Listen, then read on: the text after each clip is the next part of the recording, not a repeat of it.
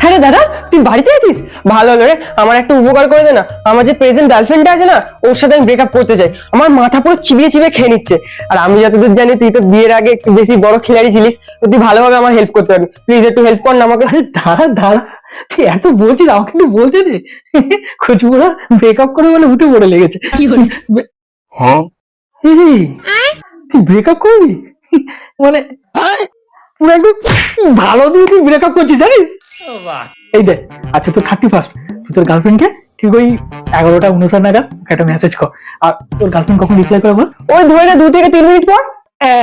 এখানে তো খেলা জমে গেছে। তোর গার্লফ্রেন্ড তোকে এই 2-3 মিনিট পরে মেসেজটা করবে, ততক্ষণ তো 12টা বেজে গেছে, মানে পরের বছর 2026। ব্যাস, গার্লফ্রেন্ডকে তখনই বলে দিবি, কি গো তোমাকে একটা মেসেজ করছি, তুমি রিপ্লাই করছো পরের বছর? হ্যাঁ, এরকম করে প্রেম হয় নাকি? এরকম করে খেলবো না, চলো ব্রেকআপ।